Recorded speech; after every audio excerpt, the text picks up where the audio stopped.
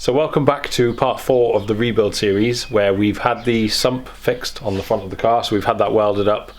I've actually got that back on, so I put a new gasket on there, all new aluminium bolts, and I saved you all the pain of watching me struggle to put the front subframe back on, so that went back on last night. So let's go and take a look at that. So first thing you can already see, bonnet shut, means the engine's no longer being held up by that engine support bar. If we just dip the camera underneath here, we should be able to see the front subframe. So got the front subframe back on, all of the bolts are all torqued up, and see that little weld line there? There's our repair. So the car has now had that sump on with the repair on it for a good, I would say 4 days, full of oil, nothing's leaked out, so fingers crossed that is the end of that. So as I mentioned in the previous video, I managed to get a good deal on a set of completely standard M2 competition suspension. So it was off a guy who's bought a brand new M2, basically turned it straight into a track car. He took these off. He said they'd done 100 miles, and to be honest, you can tell they look brand new. So really pleased with those. So today's job is going to be to fit all 4 struts, and I will get the eye-back lower and springs on at the same time.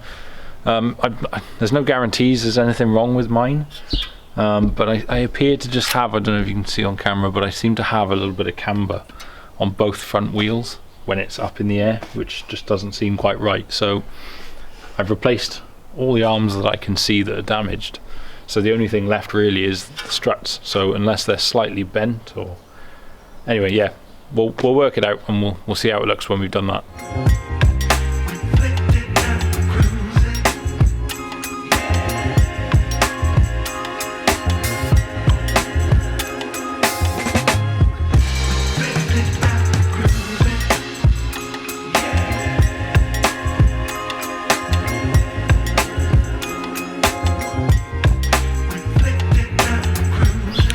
Probably not absolutely essential that I change these struts, because I can't actually see anything wrong with this particular one on the rear, but I just think for peace of mind, knowing that I've got 4 practically brand new ones, I may as well fit them. So if you take a quick look at the comparison here, you can see that they're absolutely identical, but one on the left is obviously new, one on the right is the one that's coming off.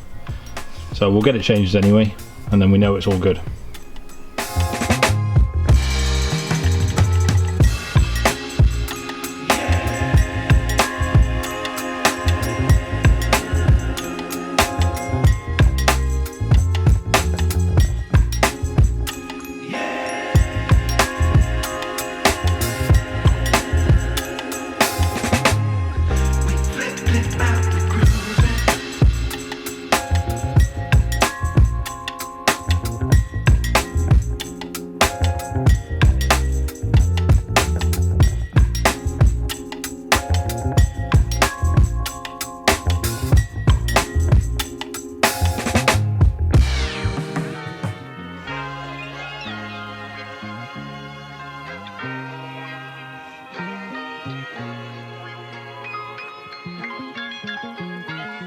Oh, the joys of working on crash damaged cars. So I've just removed the top mount, I've swapped the strut over, put the new strut in here, but when I flipped the top mount over, I noticed some damage.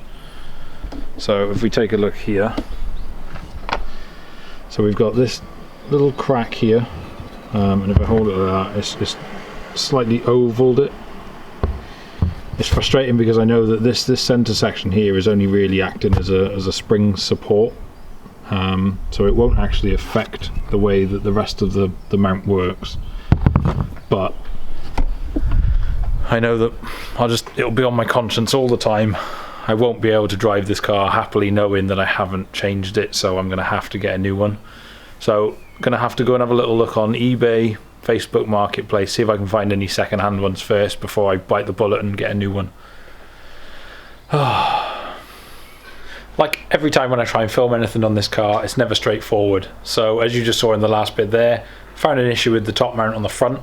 I then went ahead and took the other side off, and there was also another issue with that top mount.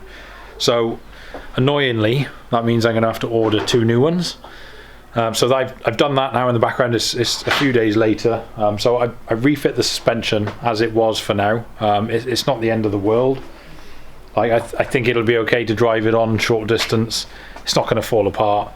But obviously in the long run I don't want to leave it like that. So we're going to get that sorted. But I didn't want to leave the car in a million bits while I'm trying to do other stuff. So while I'm waiting for those top mounts to arrive, I decided to strip the front end of the car down. So obviously the biggest issue has been all of the bent radiators and oil coolers. So we've now got all of that off, and that in itself then revealed a little bit more damage than I was expecting. Nothing major, but we had this coolant hose down here was detached completely from there because it had actually sheared. So as you can see, yeah, got a replacement one on there now, so that's all good. That was only 30 odd quid. I'm gonna do the bolt capture plate, the MMR performance one, which just stops this coming undone. Who knows if it actually does anything or not, but I just think for peace of mind I'll be happy to know that it's done. So if you go back in the garage, I can show you what was actually broken. We had a fan shroud which was split at the bottom with a big chunk missing, so that is just change the camera, there we are. So a big split here, not great, big chunk missing. So I managed to pick up a second-hand one off eBay for a good price. I think I paid £68 for that, so that's pretty cool. What else was there? Oh, there's the broken coolant pipe, which you can see. Which side was it? Yeah, there we are. So we got a crack in the pipe there, so that's no good, so that's going in the bin. We also had this side radiator mount with a big crack at the top there, big chunk of it's come off, so I've got a new one of those, bought that from BMW. And this is the top plate which sits above the radiator. Again, another bit snapped off there, so I've also got a new one of those. So those two bits of plastic came to a total of £102. So not terrible, but just adding to the costs of this already expensive build. So I'm going to crack on now, and I'm going to get the retaining bolt capture plate fitted and the rest of all these bits. So this is the retaining capture plate in question. So this is going to attach onto there. Basically, I think the idea behind this is that hexagon cutout in there slots over the head of this bolt, and it just stops it being able to come undone. Obviously this is a common issue apparently with S55 engines, so who knows what year it suffers with the most. This is a 2019, so we're going to go for it anyway, just in case, peace of mind. I don't know, I'm not planning to tune this car anyway, so hopefully it won't happen to me. That's about the best I can do, so let's crack on and get that fitted. So once again, rubbish at filming. I did a little bit more off camera then. I've got the oil cooler on, which was quite a task. So that oil cooler kit came with all new braided lines which go all the way up to the oil filter at the top. Also got the crank pulley capture plate on. A few other little bits. I fitted some new ones of these, both sides, so they're all cool now. And I've also managed to get one of the auxiliary wheel arch radiators on.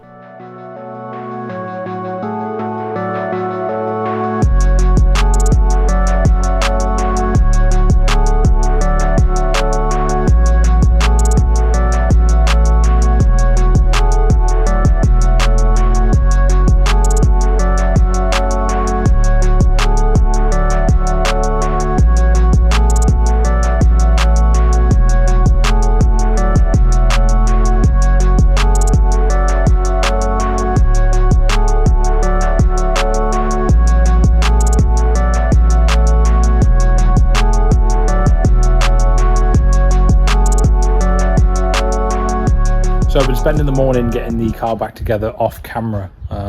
It's quite difficult to do some of these jobs while also trying to remember to keep filming as well. So I'm trying to do this as often as I can.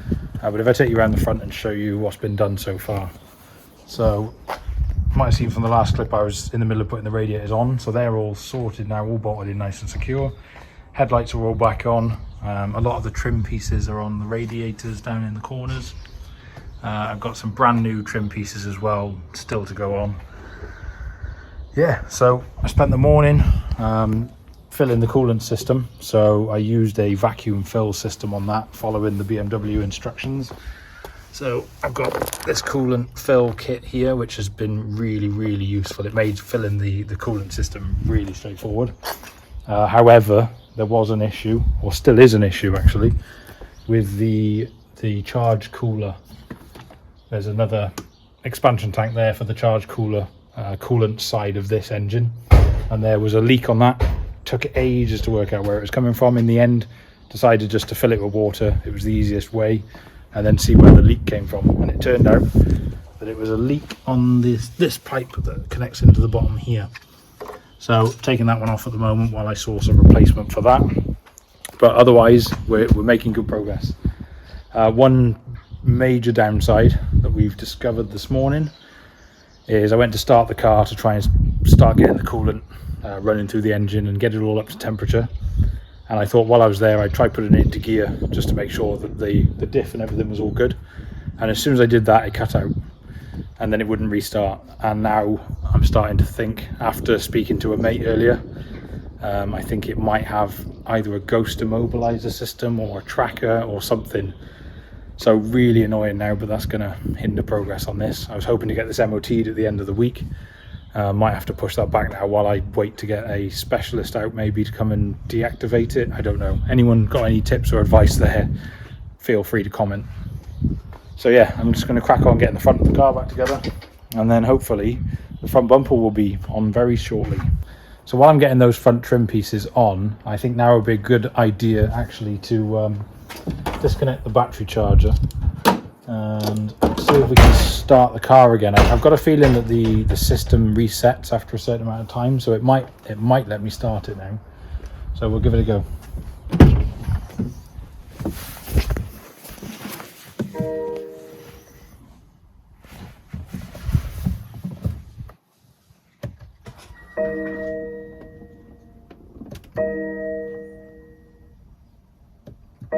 Nope, maybe not.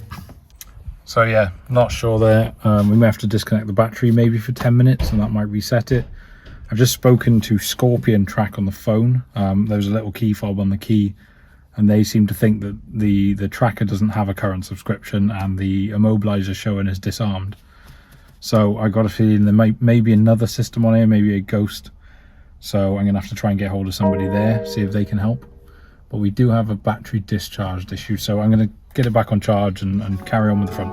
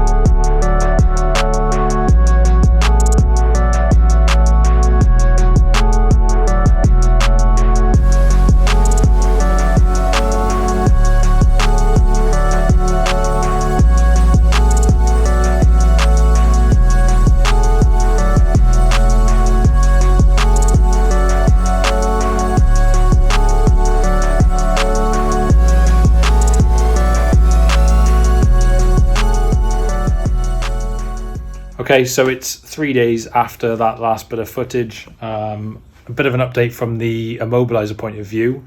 So I managed to establish, after quite a lot of digging, that it has a Ghost 2 immobilizer system fitted. So I had to reach out to Auto Watch, who are the guys who make that system, and I can't fault them. They've been absolutely incredible. So I contacted them Monday, and by Wednesday they'd managed to get me a replacement emergency PIN code. So that means now I've proved ownership of the car. They've put the security system into my name, so now they recognize it as my car. Put the PIN number in using the accelerator pedal. Loads of videos online if anyone's stuck with that one. but it worked straight away, and then it allowed me to set my own code. So I've sorted that out now, and I've also lowered the car down off the axle stands, and I just think we need to take a moment to appreciate how awesome this car looks.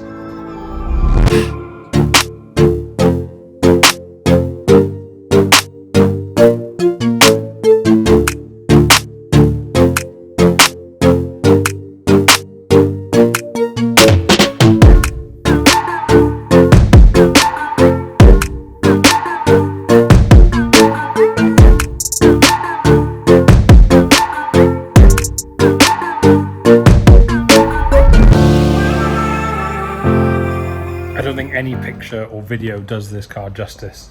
The proportions of it are just absolutely perfect. It's low, wide, it's quite short as well, and it just looks incredible.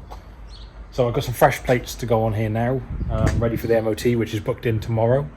I think now is a good place to end this video. I've completely lost track of where I began and ended all these videos now, so apologies for sort of losing track of that. Hopefully all of this video makes sense. Anyway, thanks for everyone sticking around. MOT up next. I'm going to try and get a little bit of footage of the journey, the first drive of this car. I've had a quick spin around the street, but no more than 10 miles an hour. A little bit of rubbing here and there, some teething issues to sort, but nothing major, nothing that's an MOT failure. So we'll get it into paint after the MOT, spend 2 weeks there. It will come back hopefully looking absolutely spot on, and then we can just get some of the panel gaps aligned. I've worked on the wing, which looks pretty good. The headlight still needs a bit of work, but otherwise it's looking amazing. So thanks again for watching. Don't forget to like and subscribe, and feel free to leave any comments of appreciation. Cheers. Oh, and quickly before I forget, before anyone thinks that I'm cutting any corners on this build, here's the brand new, I've got a pair of brand new front top mounts. So we'll get those fitted after the MOT. Cool.